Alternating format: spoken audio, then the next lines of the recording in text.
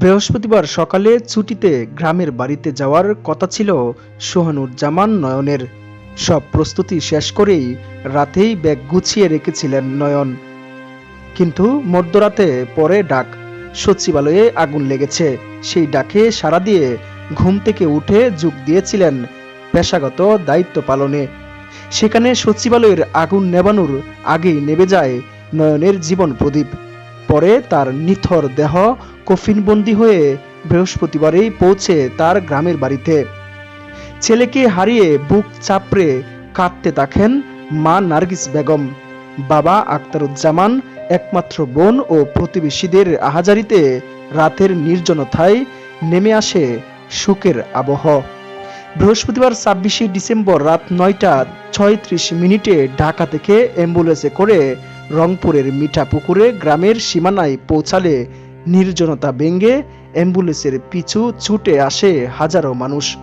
তখন বাড়ি জুড়ে আহাজারি আর কান্নার রোল।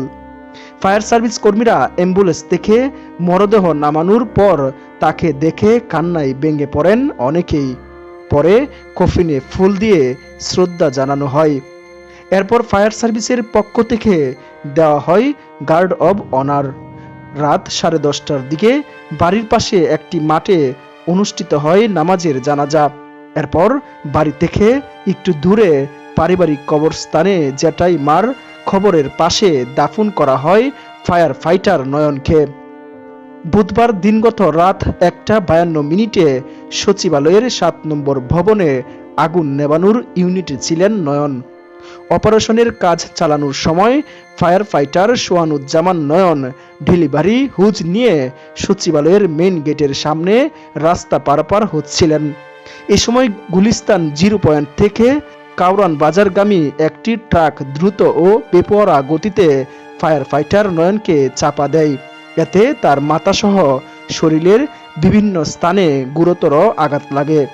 তাৎক্ষণিক বাদীসহ কর্মীরা উপস্থিত লোকজনের সহায়তায় নয়নকে উদ্ধার করে চিকিৎসার জন্য ঢাকা মেডিকেল কলেজ হাসপাতালে নিয়ে গেলে জরুরি বিভাগের কর্তব্যরত চিকিৎসক তাকে মৃত ঘোষণা করেন।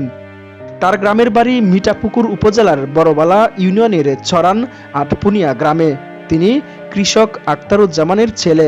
ছোটবেলা থেকে পুলিশ বা কোনো বাহিনীতে কাজ করার স্বপ্ন ছিল নয়নের। ২০২২ সালে সেই স্বপ্ন পূরণে যোগ দেন নয়ন।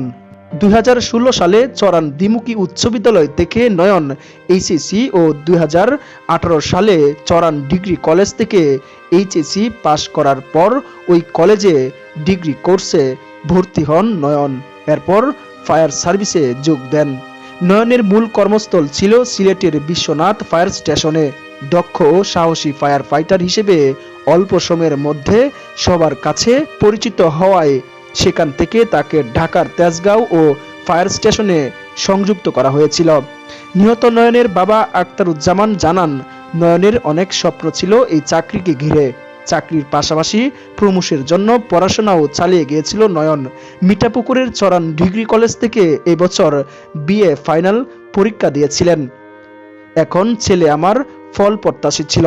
প্রমোশন পেলে বিয়ে করা ও বাড়ি গুছানোর কাজ সহ কত স্বপ্ন ছিল ওর, কিন্তু আজ সবকিছু শেষ, আমার আর কিছুই থাকলো না বলে জানান নয়নের বাবা। ঢাকা মেডিকেল কলেজ ডামেক মর্গ থেকে ময়না তদন্ত শেষে নয়নের লাশ ফায়ার সার্ভিস ও সিভিল ডিফেন্সের বঙ্গবাজার সদর দফতরে নিয়ে যাওয়া হয়। সেখানে মরহুমের জানাজায় স্বরাষ্ট্র উপদেষ্টা lieutenant general of Mohammad Jahangir Alam Chowdhury সহ ফায়ার সার্ভিসের মহাপরিচালক বাহিনীর ঊর্ধ্বতন কর্মকর্তারা উপস্থিত ছিলেন।